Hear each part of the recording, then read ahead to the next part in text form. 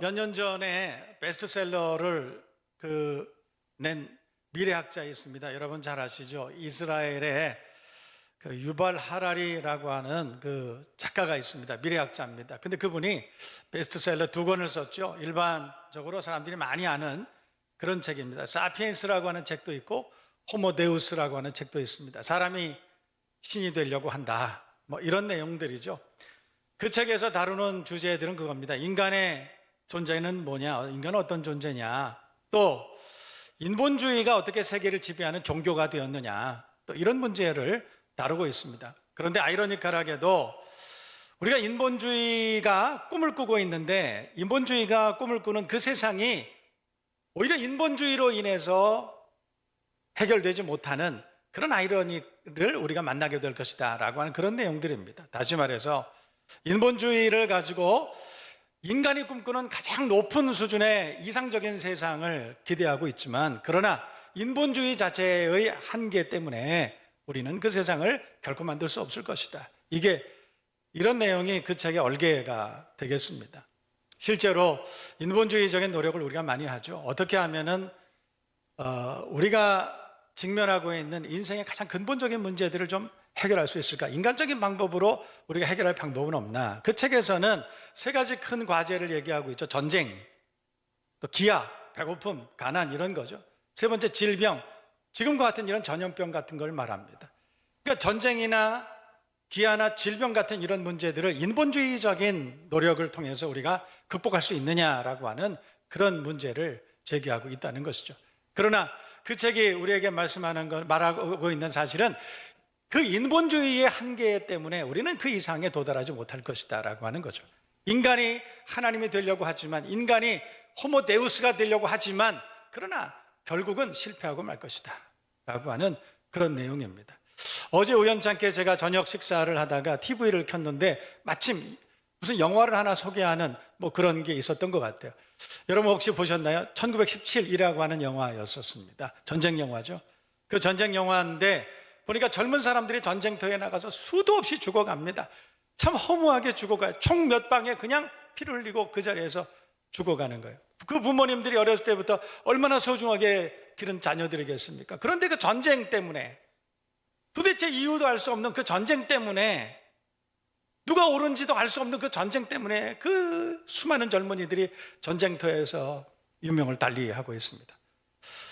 그 영화가 중간에 보여줍니다. 의무실을 보여줍니다. 전쟁터의 의무실입니다. 그 안에 수도 없는 젊은 병사들이 누워서 비명을 지르고 있습니다. 신음소리가 곳곳에 들려옵니다. 엄마 보고 싶어요, 이런 젊은 그 병사의 그 외침이 들려옵니다. 피를 흘리고 있고 다리가 절단되어 있습니다. 눈이 파편 때문에 눈을 잃어버린 그런 병사들의 그 비명소리가 막 들립니다. 수도 없는 아우성. 그런데 그 근처에 있던 총소리가 막 나고 대포소리가 나는 그곳에서 그 부대의 사령관이 정말 심각한 표정을 가지고 하늘을 보면서 독백하는 그 독백이 제게 딱 들렸습니다. 그 독백에 그분이 뭐라고 얘기하느냐 하면, 전쟁이 끝나는 방법은 하나뿐이야. 독백이에요. 전쟁이 끝나는 방법이 하나뿐이야. 여러분 뭐겠어요? 전쟁이 끝나는 방법은 하나뿐이야. 마지막 한 사람만 남는 것이지. 마지막 한 사람만 남을 때까지 전쟁은 끝나지 않을 것이다 라고 그 전쟁터의 사령관이 그렇게 독백하는 그 영화의 그 대사를 제가 들으면서 고개를 끄덕였습니다. 그렇습니다. 여러분, 인본주의적인 노력, 평화 협상을 하고 수도 없는 우리가 그런 노력을 하지만 전쟁을 막을 방법은 없습니다. 가난을 막을 방법도 없습니다. 이 전염병을 막을 방법이 없습니다. 세상에 수도 없는 의과학자들이, 그 세계 수도 없는 석학들이 이 문제를 해결하려고 하지만 해결이 안 돼요. 결국 유발 하라리의 말대로 실패하고 말 것이다. 인본주의가 꿈꾸는 그 이상적인 세계는 인본주의의 한계 때문에 결국은 실패하게 될 것이다. 그렇다면 안전지대는 어디에 있습니까? 우리는 그러면 안전지대를 포기해야 될까요? 선교사님들이 있습니다. 또 NGO 단체들이 많이 있죠.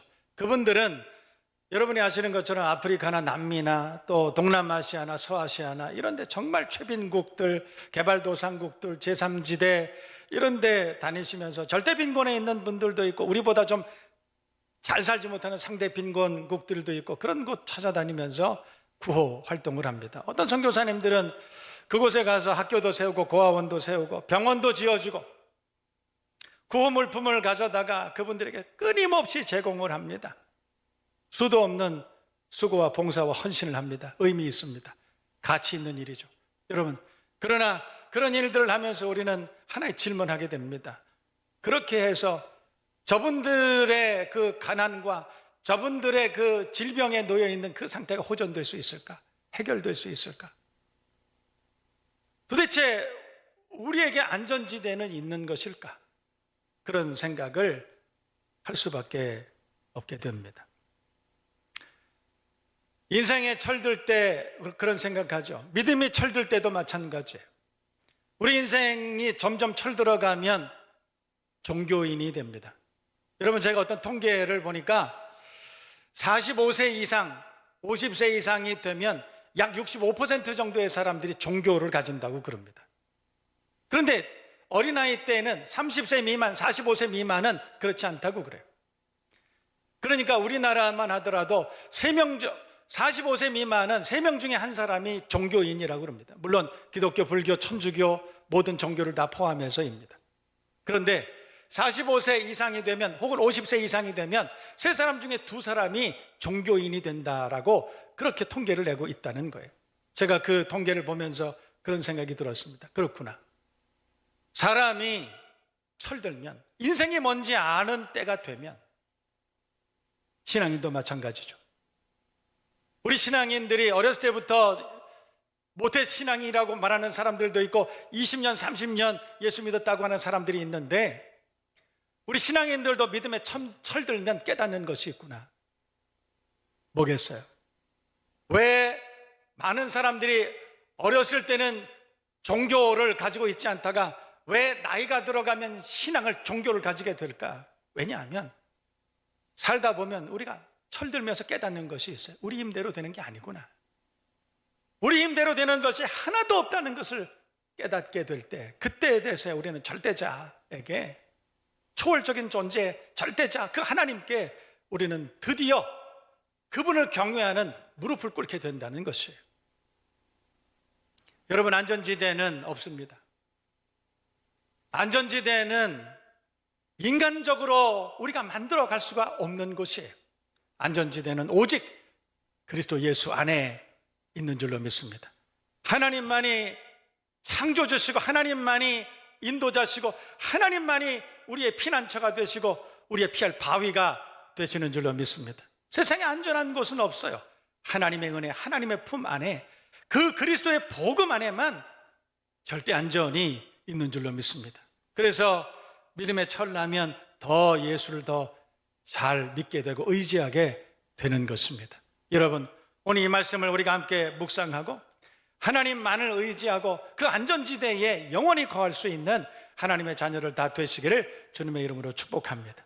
여러분, 오늘 성경 본문 시편 27편 말씀을 보면 여호와는 나의 빛이요 나의 구원이시니 내가 누구를 두려워하리요? 여호와는 내 생명의 능력이시니 내가 누구를 무서워하리요? 악인들이 내 살을 먹으려고 내게로 왔지만은 나의 대적, 나의 원수들이 그들은 실족하여 넘어졌다. 군대가 나를 대적하여 진칠지라도 내 마음이 두렵지 아니하며 전쟁이 일어나 나를 치려 할지라도 나는 여전히 태어나리로다. 오늘 성경 시편 27편 기자는 그렇게 말씀하고 있습니다. 악인들이 내 살을 먹으려고 내게로 오고 군대가 나를 대적하여 진치고 전쟁이 일어나 나를 치려고 한다 할지라도 나는 두려워하지 않을 것이다. 내가 누구를 무서워하려? 내 마음이 두렵지 아니하며 오히려 나는 여전히 태연하리로다. 세상에 아무리 어려운 일이 있고 세상이 혼돈스럽고 광풍이 불어온다 할지라도, 코로나와 같은 엄청난 팬데믹이 온 세상을 뒤엎는다 할지라도, 그러나 하나님이 나의 구원이 되시고 하나님이 내 생명의 능력이 되신다면 나는 여전히 태어나리로다. 안전할 것이다. 오늘 성경 시편 기자는 그렇게 선언하고 있다는 것입니다. 우리가 믿음의 철나고 우리가 인생의 철이 나면 하나님 어떤 분이신지를 우리가 깨닫게 돼요. 우리 자신이 얼마나 연약한지를 알게 됩니다. 그래서 전능하신 그 하나님 앞에, 생명의 능력이 되신 그 하나님 앞에 우리가 비로소 무릎을 꿇고 그 하나님을 경배하고 그 하나님 안에 거하기를 소망하게 된다. 성경은 우리에게 그렇게 말씀하고 있다는 것입니다. 여호와 하나님께서 잠잠하라 하면 잠잠해지는 거예요. 저는 이 코로나 사태를 보면서 요즘 묵상하면서 그런 생각이 들었어요. 언제부턴가 갑자기 코로나19라고 하는 것이 온 세상 사람들을 놀라게 하고 모든 사람들을 격리시키고 폐쇄하게 하고 모든 사람들의 관계를 단절시키고 지금 세상을 지옥처럼 만들어가고 있는 그런 것을 제가 발견했습니다. 여러분, 코로나19는 왜 코로나19일까요? 왜냐하면 코로나라고 하는 바이러스는 의과학자들의 얘기를 들어보면 어느 날 갑자기 생긴 것이 아니라 오래전부터 인류와 함께 그 바이러스는 공존해 왔다고 그럽니다. 그러다가 그 바이러스가 변이종으로 어느 날 갑자기 세상에 등장을 다시 어느 날 문득 하게 됐는데 그것이 바로 코로나19라는 거예요. 1919년도에 등장을 했기 때문에 그 코로나를 코로나19라고 그렇게 부른다는 거예요. 그때 제가 무슨 생각이 문득 들었느냐면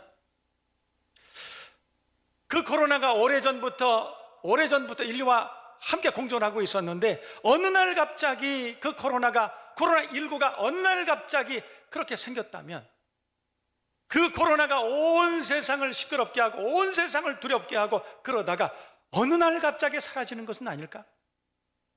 어느 날 갑자기 우리 가운데 찾아온 불행이라면 어느 날 갑자기 그것이 사라지지 않을까라고 하는 그런 생각을 하게 됐습니다. 왜요? 왜냐하면 그 코로나로 인해서 모든 사람들이 하나님 앞에 거룩한 손을 들고 주여 우리를 불쌍히 여겨 주옵소서. 생명의 근원이시고 생명의 능력이신 하나님이여 이 땅의 모든 인생들을 불쌍히 여겨 주시옵소서. 하나님 앞에 우리가 손을 들고 하나님 앞에 하나님의 긍휼을 구하고 그렇게 기도하면 어느 날 하나님께서 잠잠하라 그러시는 날이 오지 않을까? 우리 하나님께서 광풍을 보고 잠잠하라 그러시고 파도를 보고 잠잠하라 그렇게 하셨을 때 그 바다가 잠잠하여졌다. 성경은 그 바다가 아주 잠잠하여졌다 그렇게 말씀하는 기사가 있습니다. 우리가 이 팬데믹 광풍을 놀래서 우리가 하나님 앞에 부르짖어 기도할 때 우리 주님 예수께서 그 팬데믹을 향해서 그 바이러스를 향해서 잠잠하라 한마디만 하시면 어느 날 갑자기 사라지지 않을까? 그런 생각이 문득 들었습니다. 그런 날이 저는 반드시 오리라 믿습니다. 여호와 하나님만이 우리의 안전이시고 여호와 하나님만이 우리의 피난처가 되시고 우리의 피할 바위가 되시는 줄로 믿습니다. 그러므로 어떤 위험, 어떤 두려움 가운데서도 우리가 여호와 하나님을 온전히 신뢰하고 그 하나님만이 나를 지키시는 하나님이시라. 오늘 시편 27편 기자와 같이 그러므로 내가 누구를 무서워하리요? 내가 무엇을 무서워하리까? 내 마음이 두렵지 아니하며 나는 여전히 태어나리로다. 세상이 아무리 어렵고 세상이 아무리 흉흉해도 나는 여전히 태어나리로다. 그렇게 고백할 수 있는 저와 여러분 모두가 되시기를 주님의 이름으로 축복합니다. 여러분, 세상에 안전한 곳이 정말 없어요. 선진국들을 많이 가봅니다. 여러분, 선진국이라고 해서 안전할까? 아니에요. 그렇지 않아요. 오히려 더 불안해요. 해가 지면 나갈 수 없는 도시가 너무 많이 있습니다. 실제로 저는 그런 경우도 제가 들은 적이 있어요. 아주 유명한 세계적인 도시임에도 불구하고 저녁 시간이 되면 여성들이 차를 타고 나가지 못한대요. 차를 타고 나가면 어느 날 총을 들고 있는 강도가 길거리에 서서 그 차를 세우고 그래서 생명을 탈취하고 물건을 탈취해 나가고 만약에 주지 않으면 죽여버린대. 그런 모습들을 제가 수도 없이 들었습니다. 그런 이야기들을 들었어요. 안전한 곳이 정말 없어요. 우리나라는 비교적 그래도 안전하다고 세계 치안이 제일 잘 유지되는 그런 나라 중에 하나라고 그렇게 말하죠. 그러나 우리 가운데도 강도, 살인, 방화, 폭력 얼마나 우리를 불안하게 하는지 몰라요. 그래서 사람들이 치안 프로그램을 강화하기를 기대하죠. 만약에 치안 프로그램이 강화돼서 그래서 곳곳에 경찰들도 배치되고 그러면 안전할까요? 그러면 안전할까요? 자녀들이 자라나서 이제 초등학교 갈 때가 됐습니다. 부모 마음이 얼마나 불안한 줄 아세요? 그 아이가 집을 나가서 학교까지 안전하게 도착할 수 있을까? 학교에서 학교 생활 안전하게 잘할 수 있을까? 친구들과의 관계에서 안전하게 그 아이가 하루 종일 잘 지낼 수 있을까? 여러분 어떻게 하시겠어요? 그 아이를 끝까지 추적하고 쫓아다니고 보호하고 교실 문 앞에서 그의 창문에서 그 아이가 수업하는 걸 관찰을 하고, 여러분 그렇게 할 수 있겠습니까? 언제까지 그렇게 할 수 있겠어요? 어디가 안전합니까? 우리가 어떻게 안전하게 우리 가정을 지켜나가고 우리가 어떻게 안전하게 우리 자녀를 양육해낼 수 있겠습니까? 어디가 안전지대입니까? 얼마나 할 수 있습니까? 오늘 성경은 시편 23편은 그렇게 말씀하고 있습니다. 내가 사망의 음침한 골짜기를 지날지라도 해를 두려워하지 않을 것은 주께서 나와 함께 하심이라. 주의 지팡이와 막대기가 나를 안위하시나이다. 하나님만이 나의 구원이시고 나의 피난처가 되시는 줄로 믿습니다. 세상 물질과 권력과 지식은 우리를 지키지 못해. 하나님만이 나의 구원이시고 나의 방패가 되시는 줄로 믿습니다. 그래서 시편 121편 기자는 내가 산을 향하여 눈을 들리라. 나의 도움이 어디서 올까? 나의 도움은 천지를 지으신 여호와에게서로다. 여호와 하나님만이 나를 도우시는 도움이시라고 시편 기자는 그렇게 고백하고 있는 것입니다. 오직 여호와 하나님만을 기대하고 그 하나님의 돌보심 안에, 그 하나님의 도우심 안에 거하는 저와 여러분의 모든 가정과 교회, 이 나라 민족이 되시기를 주님의 이름으로 축복합니다. 여러분 오늘 본문의 또 다른 본문의 욥기는 그렇게 말합니다. 여러분 욥기 23장 10절은 그러나 내가 가는 길을 그가 아시나니 그가 나를 단련하신 후에는 내가 순금같이 되어 나오리라. 이런 말씀이 오늘 있습니다. 여러분 성경에 오늘 우리는 욥기 23장을 봤지만 욥기는 그렇게 시작을 하죠. 욥기 1장 1절을 보면 우스 땅에 욥이라고 이름하는 사람이 있었는데 그 사람은 순전하고 정직하여 하나님을 경외하고 악에서 떠난 자였다. 믿음의 사람, 믿음의 가정을 이룬 믿음의 가장이었다. 3절 이하를 보면 그렇게 말합니다. 그에게 7남 3녀가 있었고 얼마나 부자였냐면 양이 7,000마리, 약대가 3,000, 소가 500결이, 암나귀가 500 종도 많이 있었으니 이 사람 동방에서 가장 큰 자, 그러니까 그 동방에서 가장 큰 재벌이었다.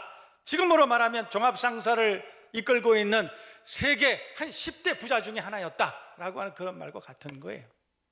그런데 그 가정에 큰 우환이 생겼습니다. 어느 날 갑자기 자녀 10명이 목숨을 잃었습니다. 뿐만 아니라 자기가 가지고 있던 모든 재산을 한꺼번에 다 잃어버렸다. 성경은 욥기는 그렇게 시작하고 있습니다. 여러분 욥기가 우리에게 시사하는 내용이 뭘까요? 부자. 우리가 부자로 살면 돈이 이 정도 있으면 안전하지 않을까? 내가 자녀들 이렇게 낳고 풍요롭게 살고 주말마다 잔치를 벌이고 그 정도면 우리가 안전한 것 아니냐? 물론 안전할 수 있습니다. 그건 안전이라고 우리는 그렇게 여기고 살아갈 수 있습니다. 그러나 여러분 한순간입니다. 제가 이제까지 목회를 30년 하면서 배운 인생을 많이 배웠습니다. 영원한 부자 없고 영원히 가난한 사람도 없더라 라는 것이에요. 제가 목회하면서 깨달은 거예요. 오늘 성경의 욥도 마찬가지입니다. 그 사람은 동방의 큰 자고 엄청난 부자, 부유한 사람이었음에도 불구하고 어느 날 갑자기 엄청난 불행을 맞이하고 그는 추락한 인생이 되었다. 그런데 재미있는 사실이 있죠. 여러분 우리가 욥기를 읽으면서 가질 수 있는 어떤 신앙의 딜레마가 있습니다. 뭐냐면 어떻게 예수 믿는 사람이, 어떻게 하나님을 그렇게 경외하는 사람이 이런 엄청난 불행을 당할 수가 있느냐라고 하는 거예요. 어떻게 예수 믿는 사람이 이럴 수 있지? 그런데 욥기를 읽으면서 우리가 깨닫습니다. 그럴 수 있습니다. 왜 그럴 수 있느냐? 우리가 기억해야 되는 신학적인 정리가 하나 있는데 그것은 뭐냐면 하나님은 우리를 불행하게 하시는 분이 아니라는 사실이 기본이에요. 하나님이 우리를 불행하게 하신 것이 아니라 오늘 성경을 보면 욥이 하나님을 경외하고 하나님께서 그 욥의 그 예배를 기뻐 받으시는 것을 보고 사단이 시기한 것입니다. 그래서 하나님을 찾아가죠. 여호와 하나님을 찾아가서 욥이, 그 사단이 욥에 대하여 하나님께 참소한 것이 있습니다. 그렇게 물었죠. 하나님, 마귀가 하나님께 물은 것입니다. 하나님, 욥이 지금 하나님을 경외한 것은 욥에게 진짜 신앙이 있어서 그런 것이 아니라 하나님이 욥에게 그런 엄청난 축복과 물질의 복과 그런 다복한 가정을 주셨기 때문에 그래서 그런 건 아닙니까? 세상에 이렇게 행복하게 살고 이렇게 부족함이 없이 사는 사람이 어떻게 하나님을 경외하지 않을 수가 있습니까? 그런데 만약에 욥에게서 그걸 다 뺏어간다면 그래도 하나님을 경외할까요? 사단이 도전한 것이죠. 참소한 것입니다. 그때 하나님께서 의외의 대답을 하셨습니다. 그래, 그렇다면 욥을 한번 시험해봐. 신앙적인 딜레마죠. 어떻게 하나님께서 욥에게 시험을 하라고 사단이 욥을 시험하라고 허락하실 수 있을까? 예수를 그렇게 잘 믿고 주일 성수하고 11조도 하고 그리고 교회에 나와서 주일이면 3가지 4가지 봉사도 하고 그런 우리를 어떻게 하나님께서 시험하라고 그러실 수 있을까? 욥기 내용을 보면 하나님께서 욥의 시험을 허락한 이유가 있습니다. 첫 번째는 하나님은 욥이 어떤 신앙인지를 알고 있었기 때문에 그래요. 하나님께서는 욥이 어떤 신앙인이었는지, 욥이 하나님을 경외한 그 신앙의 근거가 세상의 물질의 풍요 때문이 아니라 여호와 하나님으로 인하여 그가 하나님을 경외했다는 사실을 하나님은 알고 계셨기 때문에, 그래서 그렇다면 사단에게 말씀하신 것이 그렇다면 한번 시험해봐. 우리도 마찬가지예요. 우리도 간혹가다 우리도 이해할 수 없는 어떤 시험을 만날 때 있습니다. 시련을 당할 때 있습니다. 왜 하나님께서 내게 이런 시련을 주셨을까? 내가 하나님 앞에 특별히 잘못한 것도 없고 그렇게 생각할 만한 날 만한 그런 죄악도 하나님 앞에 범한 것이 없는데 어떻게 해서 내게 이런 시험이 닥쳐왔을까? 한 가지 생각해 봐야 될 것은, 우리가 욥기를 기반으로 해서 생각해 봐야 될 것은, 하나님께서는 내가 얼마나 신실한 하나님의 사람인지를 알고 계셨기 때문에, 그래서 그 시험을 넉넉히 이겨낼 수 있다는 것을 하나님은 이미 알고 계시고 기대하고 계셨기 때문에, 그래서 내게 시험하신 것, 그 시험을 허락하신 것이 아닌가, 이것을 우리가 먼저 생각해 볼 필요가 있습니다. 두 번째 기억해야 될 것이 있습니다. 여러분, 고린도전서 10장 말씀을 보면 하나님께서는 우리를 시험하게 하실 때는 우리가 감당치 못할 시험당함을 허락지 아니하시고, 또한 우리가 시험당할 때 피할 길을 내셔서 우리로 능히 감당케 하시는 하나님이시라고 성경은 우리에게 말씀하고 있다는 것입니다. 여러분, 하나님께서 우리에게 시험을 허락하실 때에는 우리가 감당치 못할 시험당함은 절대로 허락지 않으시는 하나님이신 줄로 믿습니다. 마귀가, 사단이 우리를 시험한다, 그래서 하나님 앞에 허락을 구할 때 하나님께서는 우리가 감당하지 못할 시험은 절대로 허락하시지 않는다는 사실을 여러분 기억하시기를 주님의 이름으로 축원합니다. 그러므로 우리는 어떤 시험도 넉넉히 감당할 수 있습니다. 두 번째 기억해야 될 것은, 하나님께서 그 시험을 당하는 그 가운데에도 우리를 지켜봐 주시고 기억해 주시고, 그리고 우리의 가는 모든 길들을 인도해 주셔서, 그래서 그 시험을 넉넉히 이기게 하시고 마침내 하나님 앞에 영광을 돌릴 수 있는 믿음의 사람들로, 승리의 사람들로 우리를 붙들어 주신다는 사실입니다. 여러분, 우리가 어떤 광풍, 어떤 시련, 환난, 우리가 어떤 팬데믹 안에 있다 할지라도 우리가 안전지대에 거할 수 있는 방법은, 이 시련을 허락하신 하나님께서 반드시 피할 길을 내시고 우리로 능히 감당케 하신다는 사실을 기억하시기를 주님의 이름으로 축원합니다. 그러므로 그 하나님을 우리가 온전히 신뢰할 수만 있다면 어떤 시련도, 어떤 광풍도 잘 이겨낼 수 있을 것입니다. 오늘 시편 27편 기자는 어떤 광풍, 어떤 세상의 어떤 어려움, 어떤 도전 가운데서도 내가 누구를 무서워하리요, 내 마음이 두렵지 아니하며 나는 여전히 태어나리로다, 그렇게 고백하고 있습니다. 세상에 어떤 광풍이, 어떤 파도가 몰아친다 할지라도 여호와 하나님께서 허락하신 그 시험이라면 나는 넉넉히 주님과 함께 주의 도우심으로 감당할 수 있다는 믿음의 확신을 가지고 잘 이겨나갈 수 있는 저와 여러분 되기를 주님의 이름으로 축복합니다. 나는 여전히 태어나리로다. 여호와 하나님만이 우리의 피할 바위가 되시고 우리의 안전지대가 됨을 기억하고, 주님만을 의지하고 믿음으로 승리하며 살아가는 저와 여러분 모두가 되시기를 다시 한번 주님의 이름으로 축원합니다.